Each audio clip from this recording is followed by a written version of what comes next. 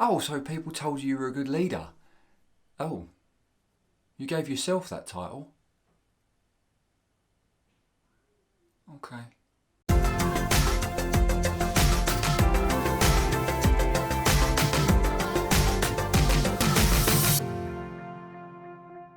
Hey everyone, and welcome to the Unconventional Boss YouTube channel. To be honest, I'm winging this one.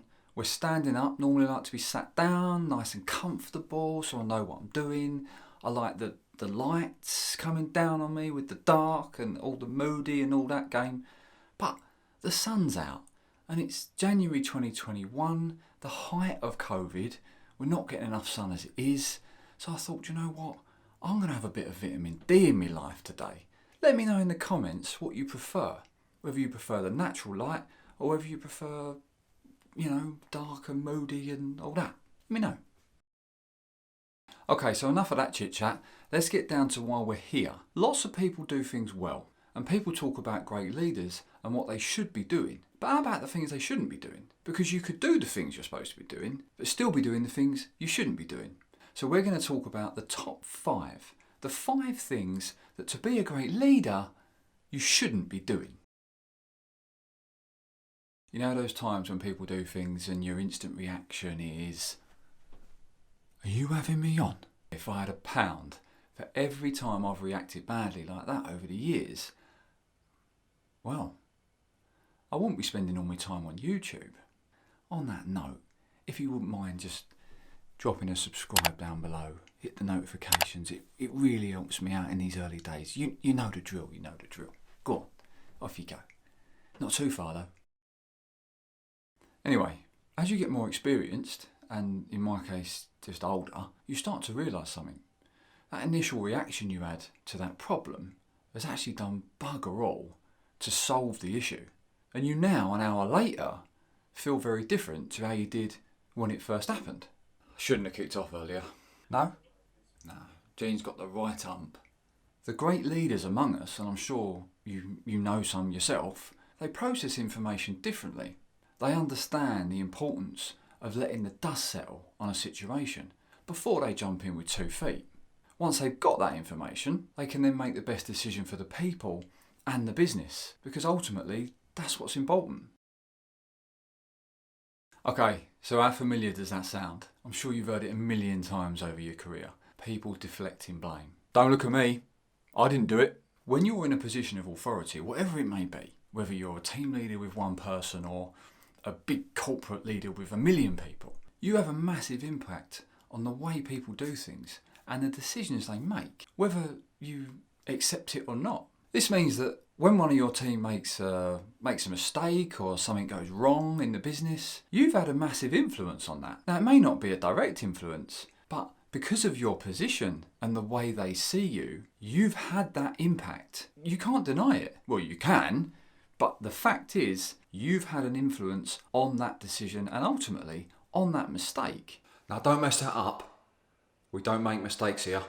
Don't get me wrong, we should always be encouraging people to take ownership of their decisions, whether they've been influenced by us or not. But great leaders look at a situation and always ask themselves the questions. Did I do enough training with that person? Has that person had a mentor? Have I created an open enough environment where they can come to me if they've got problems or they're not sure on what they're doing or they feel like they're not doing it as well as they would like to do? And that's the big one.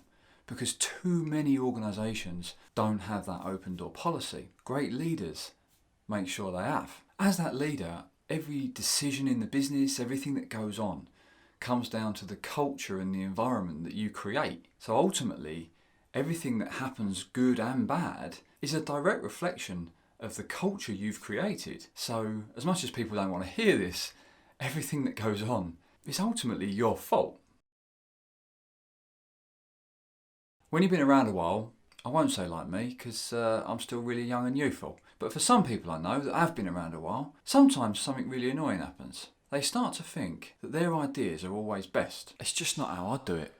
The best leaders among us don't think that way. And they tend to believe, or they not tend, they do believe, that they can learn from anyone, take inspiration from anyone, especially people of a different generation. Genuinely, some of the best things, the most productive things, the most rewarding things I've ever done have been inspired by people half my age, team members that I'm old enough to be their dad, but they're teaching me things, new things every day that I just don't know. These are people that have got their finger on the modern pulse, on the modern way of life, the modern consumer and the way they spend money. If I'd dismissed these views over the years because I'm older and I'm more experienced, and they're young and they clearly don't know anything, I'd be banging trouble by now. When you micromanage people, you stifle their creativity, you stifle their enthusiasm, their passion, their drive to move forward. And the problem is, when you do that, you also do something else as well. You stifle yourself, because when you don't learn from other people, regardless of their age or demographic or the generation they're from, you limit your own development, you limit your own progression, and ultimately where you end up in life. Well, it's worked for the last 20 years. Sitting on someone's shoulder in case they do something different, and in a lot of cases better than you, is just totally counterproductive. You're not helping them, you're not helping yourself, you're definitely not helping the business. Basically, you're just a chump with a badge. Now, I've known a lot of really good people over the years. People that have been grafters, that have given heart and soul to a business, but half the time at the detriment of their own health. Now, the downside to that, other than their own health, is that they're not developing anyone else either. If they're taking it all on, everyone else is just sitting there twiddling their thumbs.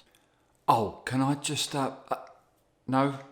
Okay. The best leaders are all about the development of other people, so taking all the work on themselves is the last thing on their minds. They know only too well that the team they've empowered to get the jobs done are a lot more capable of getting them finished to a higher standard than they ever would be. Otherwise, why have you got people in those positions in the first place? Guys, I can't thank you enough for what you've done here.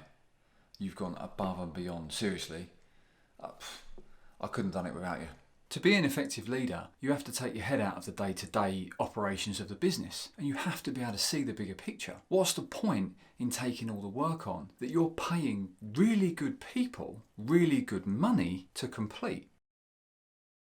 Okay, so this last one really is my favourite, and it's something that I've been really vocal about on social media over the years. In any business, probably in your businesses right now, there are hierarchies, and at the top of that tree you have a leadership team, and it might have one person in it or it might have multiple people in it. And that's the first part of why this is so amusing. What do you do for a living?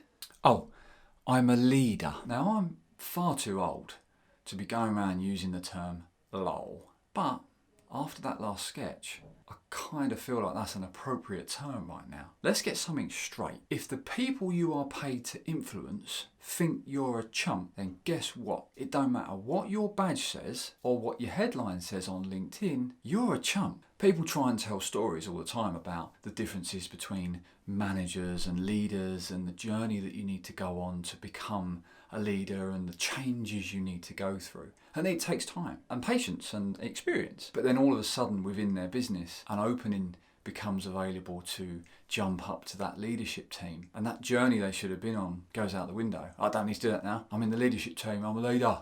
Well, I've got news for you, my chumpy friends. If the people you're paid to influence don't call you a leader, and the only person calling you one is yourself, then you ain't one. If you've lasted this long on this video, please subscribe to the channel, hit the notifications, drop me a like and a comment so we can say hello.